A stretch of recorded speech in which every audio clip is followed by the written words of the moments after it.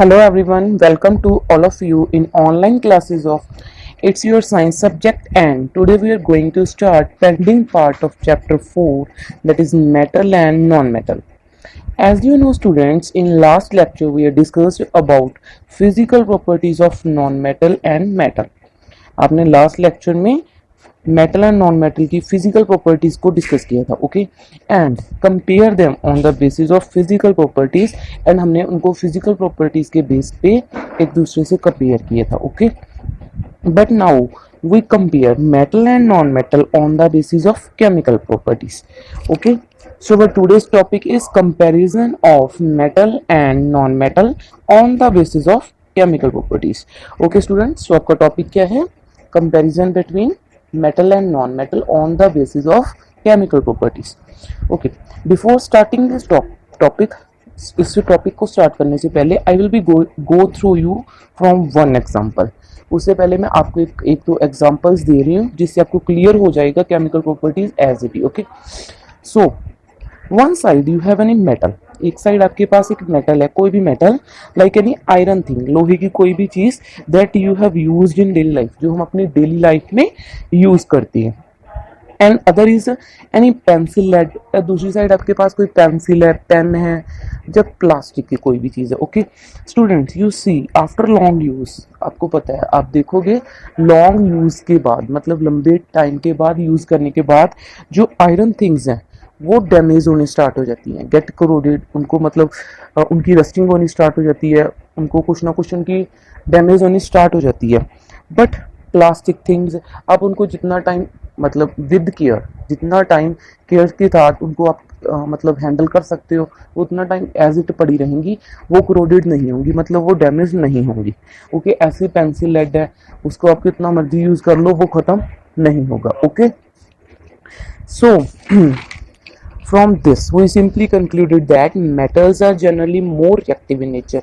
आप इससे क्या कंक्लूड कर सकते हो कि मेटल्स क्या होती हैं, ज़्यादा रिएक्टिव होती है, मोर रिएक्टिव होती है नेचर में, एंड नॉन मेटल्स के होते हैं लेस रिएक्टिव, ओके, या फिर कह सकते हैं non reactive. So from this we can say metals are reactive in nature as well, whereas non metals are non reactive, okay. So now we discuss about their reactivity, okay. So we discuss about comparison of metal and non-metal on the basis of chemical properties and their reactivity, okay. So first point is that metals have tendency to donate electrons. metals की tendency क्या होती है? electrons को donate करने की, मतलब वो अपने electrons किसी को देती हैं, whereas non-metals have tendency to receive electron. जो मेटल्स होते हैं वो इलेक्ट्रॉन्स डोनेट करती हैं, बट जो नॉन मेटल्स होते हैं वो इलेक्ट्रॉन्स को क्या करती हैं? Receive, okay. Second point, when metals exposed in air, जब आप मेटल्स को एयर के कांटेक्ट में लेके आते हो, मतलब एयर में रख देते हो, जैसे आपने आयरन की किसी भी चीज को एयर में रख दिया, और वो क्या बनाएंगी? एयर मतलब ऑक्सीजन के साथ मिलकर एक ऑक्साइड बनाएंगी. उनका नेचर कौन सा होगा? Basic. So metals, when metals exposed in air, then metals produced basic oxides. metal क्या करते हैं? basic oxide produce करते हैं. whereas non metal, जब आप non metals को air में expose करते हो तो वो कौन से बनाते हैं? acidic, okay. वो कौन से oxides बनाते हैं? acidic, okay. So point is that metals form basic oxide with oxygen, whereas non metals form acidic oxides with the oxygen, okay. So third point, metal react with dilute acid. जो metals होते हैं वो acids, मतलब किसी भी dilute acids के साथ react करते हैं. जब वो रिएक्ट करते हैं तो वो कौन सी गैस प्रोड्यूस करते हैं? Hydrogen gas. कौन सी गैस प्रोड्यूस करते हैं? हाइड्रोजन. वेयरएज नॉन मेटल, वो नॉन मेटल्स जो होते हैं वो किसी के साथ, मतलब किसी भी एसिड के साथ रिएक्ट नहीं करते हैं, इसीलिए वो हाइड्रोजन गैस प्रोड्यूस नहीं करेंगे, okay. So point is that when metals react with dilute acids they produce hydrogen gas, whereas non-metals do not react with the acids, okay.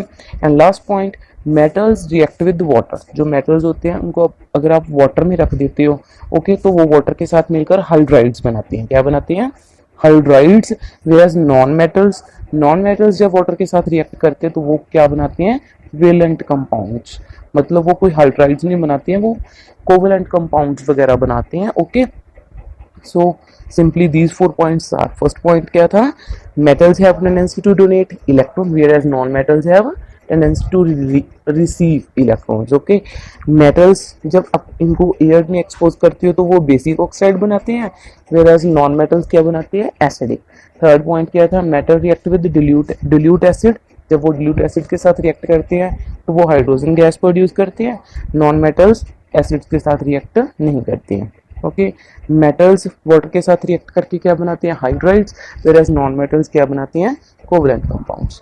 Okay students, these 4 points are that on the basis of these 4 points you compare metal and non metals. Okay, thank you students, have a nice day.